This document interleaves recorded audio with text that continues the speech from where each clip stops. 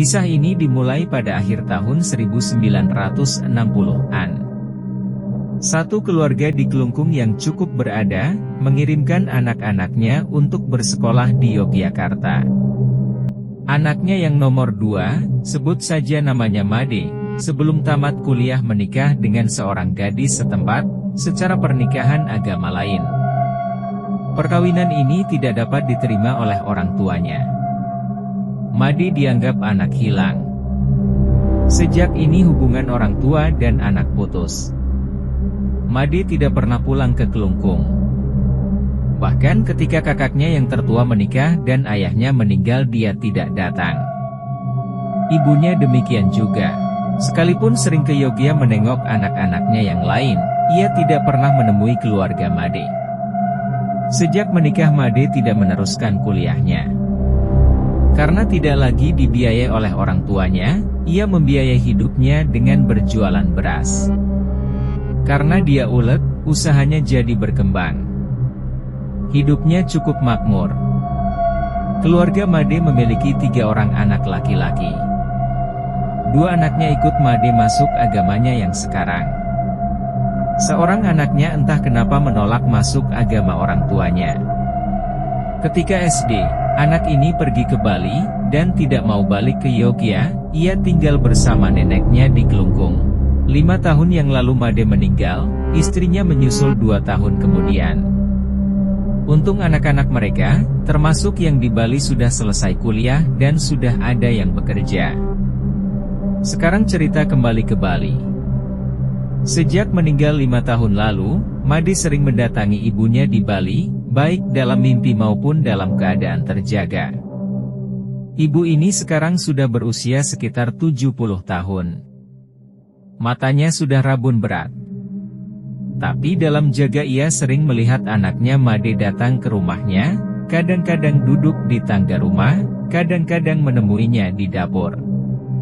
Ingat, ibu ini sudah rabun berat. Ia tidak bisa melihat siapapun. Tapi ia melihat sosok Made yang sudah meninggal dengan jelas. Mungkin yang melihat adalah mata batinnya. Ia juga mendengar suaranya dengan jelas. Made sering mendatanginya dan menangis sedih sekali.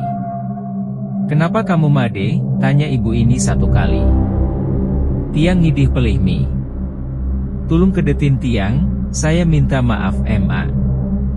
Tolong tarik saya." Secara harfiah arti, kedetin, ditarik dari tempat yang rendah ke tempat yang lebih tinggi, dari tempat yang gelap ke tempat yang terang, dari penderitaan kepada kebahagiaan, dari kematian kepada kehidupan. Arti simboliknya diabenkan, ngaben. Tapi kulit Made kan sudah lain. Maksudnya agamanya kan sudah beda. Ya, saya salah jalan.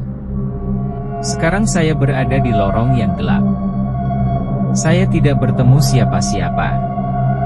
Saya dengar istri saya sudah meninggal.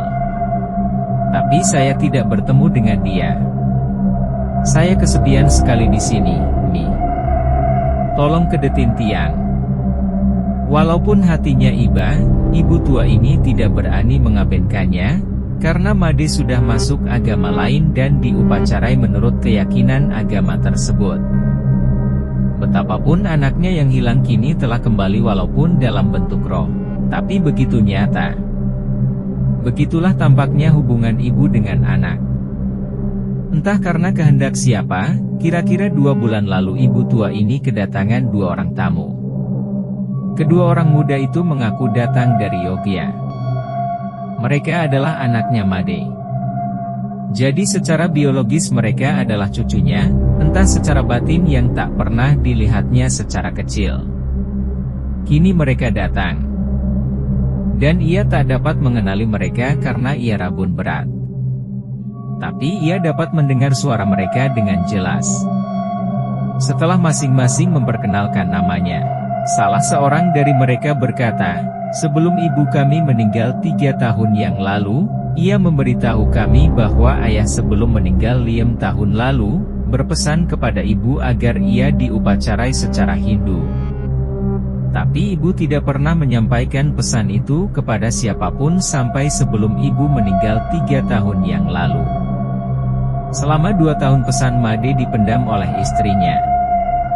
Selama 3 tahun lagi dipendam oleh anak-anaknya. Tiba-tiba 2 bulan lalu mereka berniat untuk menyampaikan pesan itu kepada neneknya di Kelungkung, Bali. Apakah Pak Made yang memberitahu anak-anaknya? Melalui mimpi atau dalam jaga, seperti ia memberitahu ibunya? Anak-anaknya tidak menyebut-nyebut soal ini. Setelah mendengar wasiat Made yang tertunda selama 5 tahun, keluarga di Bali langsung ke Yogyakarta untuk membongkar kuburan Made, mengambil tulangnya untuk diaben di Bali. Tapi oleh petugas pemakaman permintaan pembongkaran itu ditolak. Karena dulu Made dikubur secara agama lain bukan Hindu. Keluarga ini pulang ke Bali. Pengabenan Made tetap dilangsungkan. Ia dibuatkan pengadek-adek, semacam simbol dari Made, dari kayu cendana. Mudah-mudahan setelah pengabenan Made bahagia dan tentram di dunia sana.